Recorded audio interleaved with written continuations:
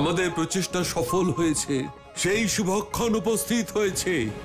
শ্রীকৃষ্ণ আর শ্রী রাধা এক হয়েছেন। ভগবান, ভগবানের কেমন জ্যোতি!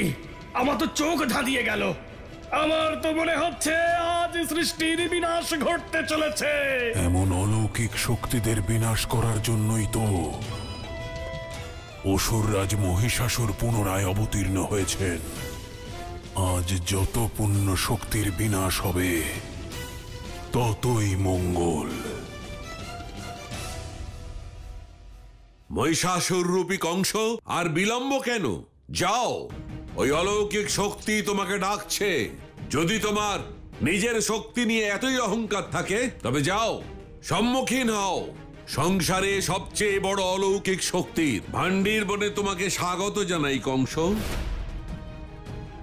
ওম নমঃ ভগবতে বাসুদেবায় নমঃ।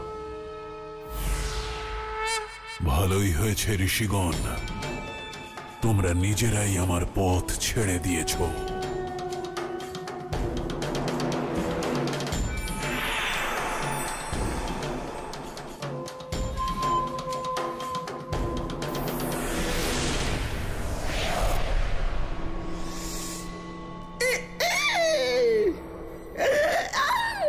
আরে কি হয়ে গেল আমার সাথে? আরে এত কষ্ট করে তো এই শরীরটা আমি পেয়েছিলাম, ওটা কোথায় চলে গেল? এবার ভগবানকে আমার এই কুরূপ চেহারাটাই দেখতে হবে। আরে আরে ভগবান, ভগবান দাঁড়ান! আরে ভগবান, যে ভক্ত প্রেতরা এই ভান্ডির বনে আপনার প্রবেশ আটকানোর জন্য এত গর্জন করছিল, তারা ওই জ্যোতি দেখে একেবারে শান্ত হয়ে গেল, আপনার পথ ছেড়ে দিল কেন? আমি এই ব্যাপারটা ঠিক বুঝতে পারছি না ভগবান। এটা আবার কোনো ছলনা নয় তো? আরে ভগবান শুনুন, আরে ভগবান, আমি কিছু জিজ্ঞেস করছি তো, উত্তর কেন দিচ্ছেন না ভগবান? আমি তো ভয় পাচ্ছি।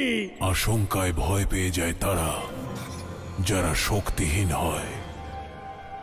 আমি সংসারের সবচেয়ে বড় শক্তি, আমি ভগবান। আমার পথের বাধা একজনই, ওই পরম অবতার শ্রীকৃষ্ণ। আজ যদিও জীবিত থাকে তাহলে ওকে ওর শক্তি সমেত বিনাশ করব।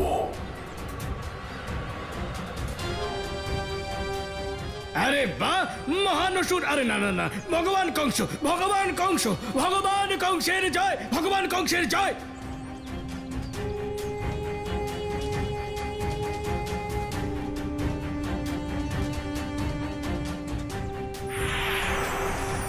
ভগবান, ওই জ্যোতি তো ওই দিক থেকে আসছে।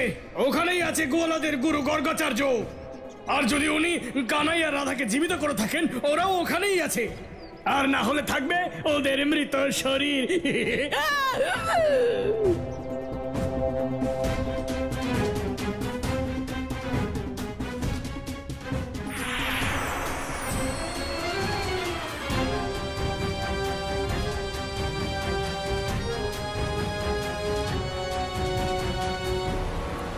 পরম অবতার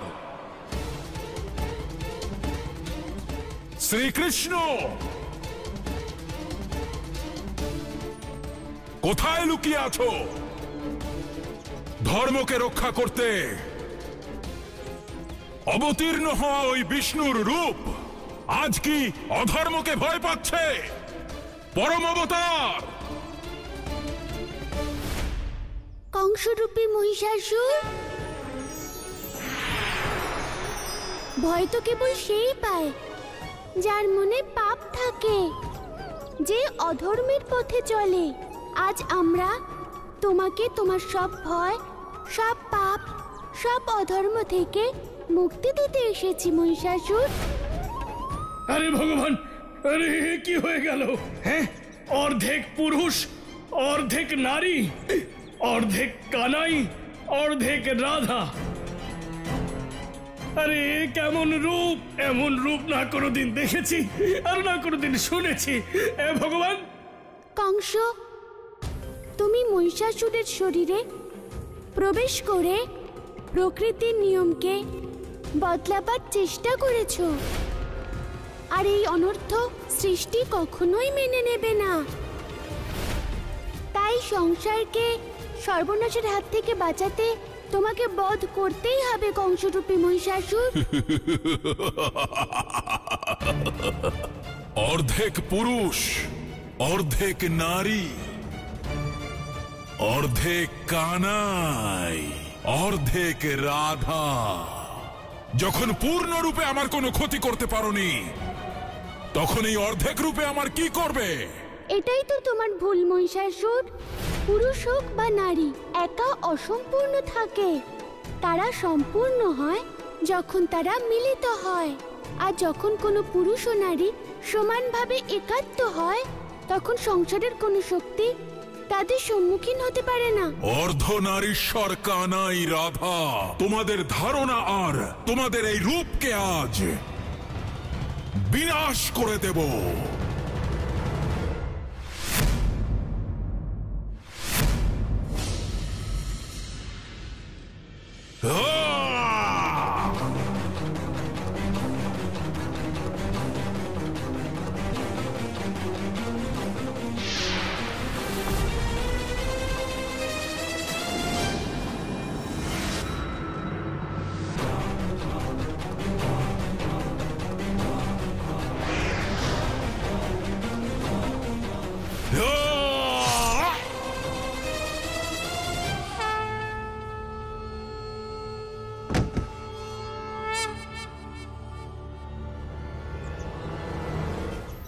আরে কি হয়ে গেল? আরে মহানসুর মহিষাসুর! আরে মহানসুর মহিষাসুর!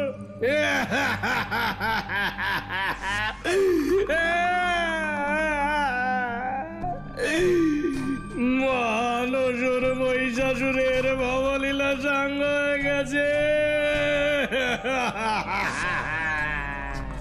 কিছুক্ষণ আগেই কেমন বুক চিতিয়ে দাঁড়িয়েছিলেন, আর এখন কেমন বুক ফুলিয়ে শুয়ে আছেন। আমি একটা জিনিস কিছুতেই বুঝতে পারি না, যে এই কানাই আমার ভগবানের সমস্ত পরিকল্পনা, সমস্ত ছলনা করে পণ্য করে দেয় কিভাবে।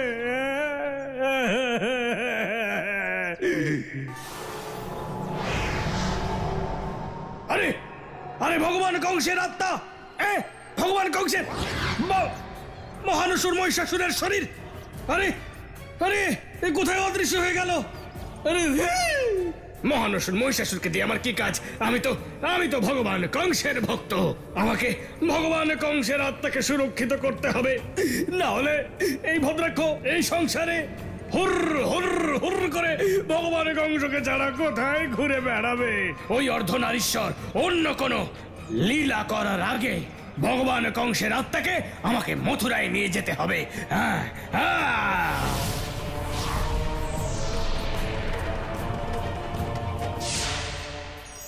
হে রাধেশ্বর, আপনাকে শত কোটি প্রণাম। আজ আপনি মহিষাসুর রূপী কংসকে বিনাশ করেছেন, কিন্তু প্রভু, সে যে পাপ করেছে তার বিনাশ করা আবশ্যক। হে রাধেশ্বর, হে জগৎ পালন কর্তা, আপনার ভক্তদের মহিষাসুর দ্বারা যে অনর্থ হয়েছে তার থেকে বাঁচান প্রভু। তাদের পুনর্জীবিত করুন প্রভু, তাদের পুনর্জীবিত করুন প্রভু।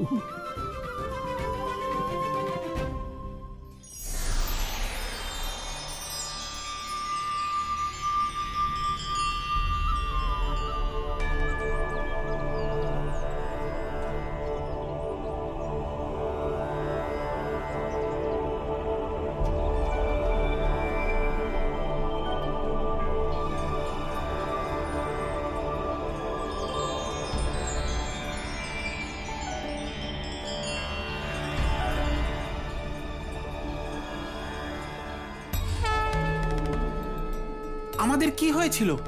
মনে হচ্ছে যেন কেউ আমাদের ওপর আঘাত করেছিল। হ্যাঁ কাকা, আমারও সেরকমই মনে হলো। চলো আগে নন্দরাজ আর বাকিদের খুঁজে দেখি, ওনারা কোথায়।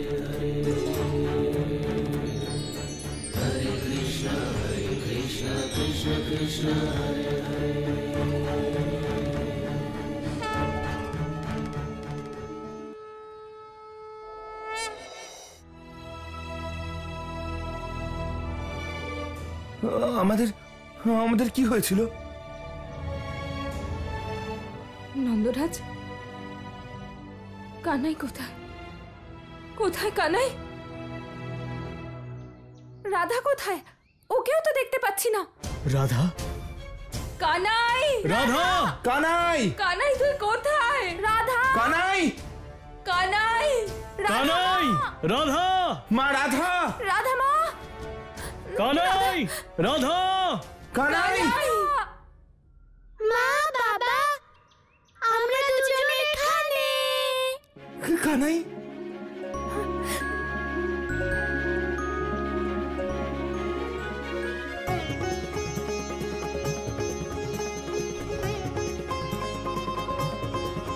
রাধা মা,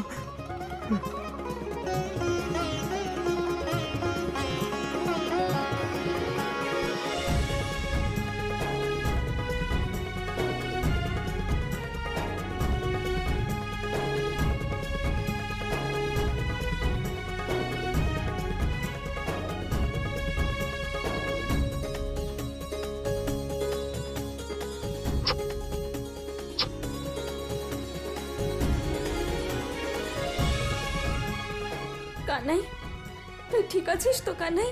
মা, আমি তো ঠিক আছি। তুমি ঠিক আছো তো মা? এই যে তোকে দেখলাম, আমি একদম ঠিক হয়ে গেছি। রাধা মা, তোমার কিছু হয়নি তো? মা, রাধার আবার কি হবে?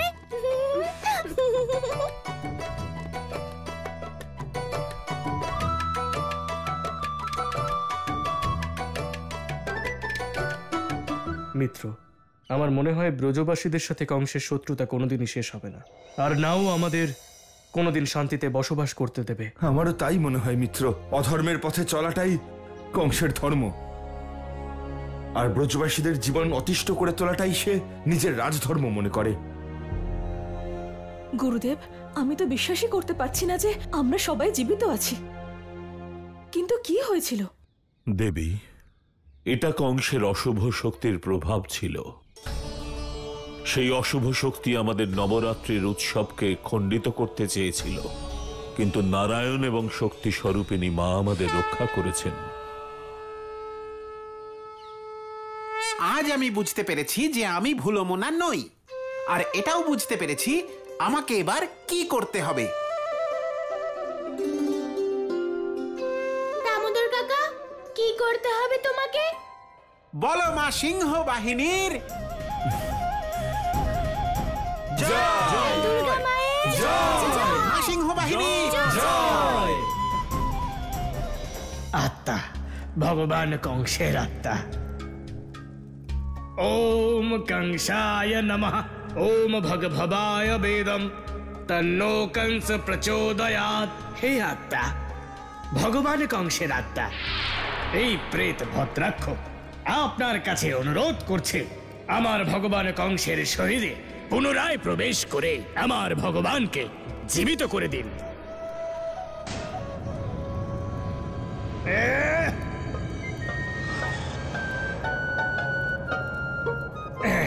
এদিক দিয়ে করি।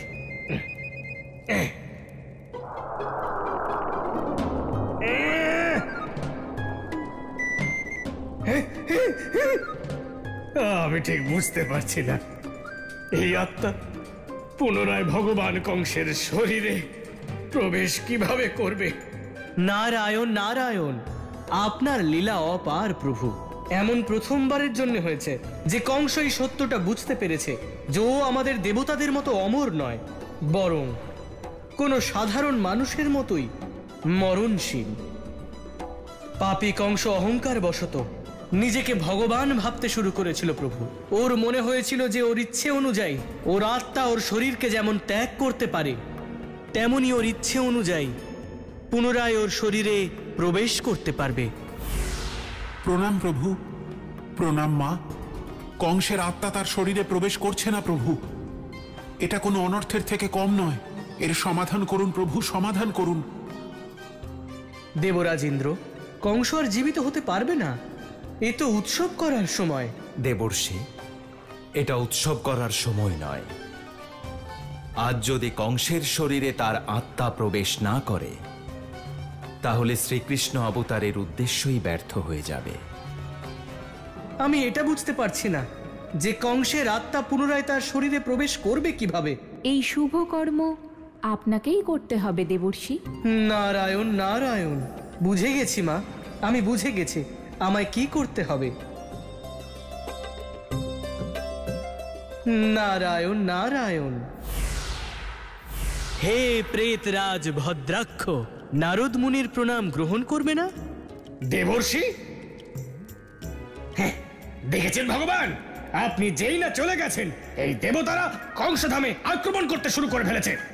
নারায়ণ নারায়ণ ভদ্রাক্ষ, এই সমগ্র সংসার আমাকে নারদ মুনি নামে চেনে, কারণ আমি একজন ঋষি আর আমি কোনো যোদ্ধা নই যে তোমার সাথে যুদ্ধ করতে এসেছি। আমি তো তোমায় শুধু একটা পরামর্শ দিতে এসেছি। নারায়ণ নারায়ণ নারায়ণ, ভুল হয়ে গেছে। কংস কংস কংস কংস কংস, একটা কথা কিছুতেই বুঝলাম না। ভগবান কংসের আত্মা ওনার শরীরে তো প্রবেশই করছে না। কিন্তু ভদ্রাক্ষ, তুমি হয়তো ভুলে যাচ্ছ যে তুমিও একজন আত্মা। তুমি কংসের আত্মাকে পুনরায় কংসের শরীরের মধ্যে নিয়ে প্রবেশ করতে পারো। অসাধারণ অসাধারণ, আমি তো নিজেই আত্মা, এই কথাটা তো আমি ভুলেই গিয়েছিলাম।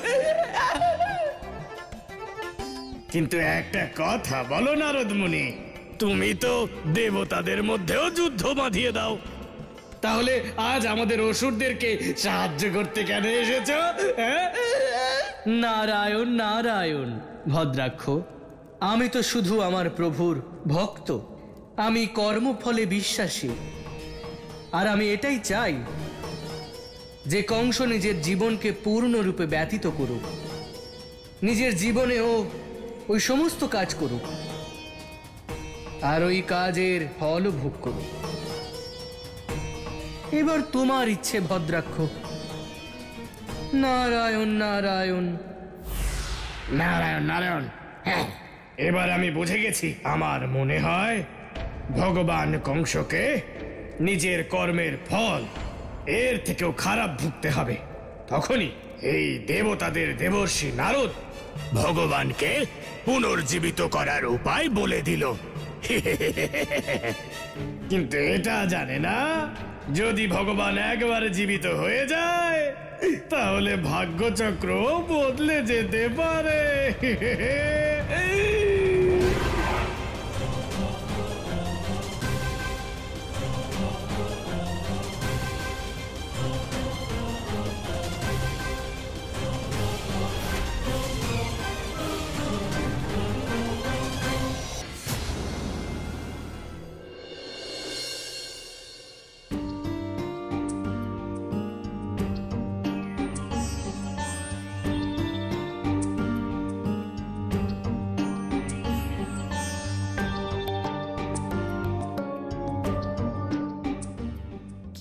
পিসি, তোমার চোখে জল?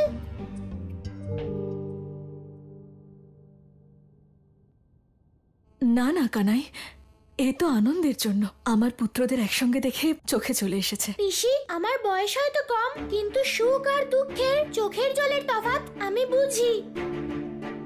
বলো না পিসি, কি হয়েছে? কানাই,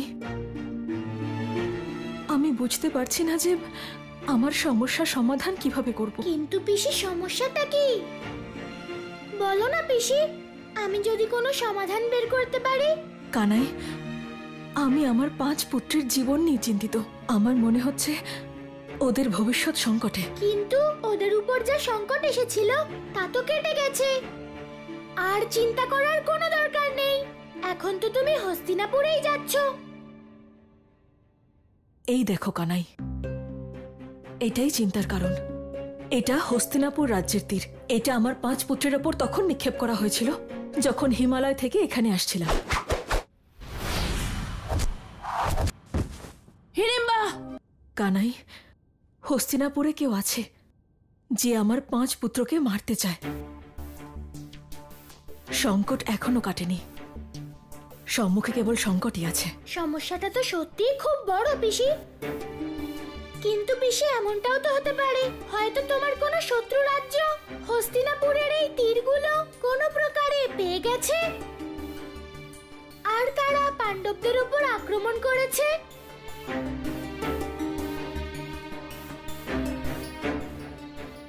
কিন্তু কোনো শত্রু রাজ্য এরকম কেন করবে? যাতে পাণ্ডবদের মৃত্যু রাজকীয় ষড়যন্ত্র বলে মনে হয়। হ্যাঁ কানাই, এটাও তো হতে পারে।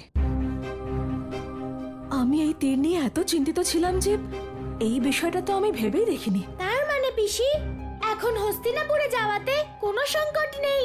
না কানাই, যদি কোনো শত্রু হস্তিনাপুর থেকে এই তীর নিয়ে থাকে তাহলে হতে পারে তার মিত্র ওই রাজ্যে আছে। সেই জন্য এত সহজে সে আমাদের হস্তিনাপুরে প্রবেশ করতে দেবে না। তার চিন্তা তুমি করো না পিসি, দাদা নিজেই যাবে পঞ্চপাণ্ডবকে ছাড়তে হস্তিনাপুরে।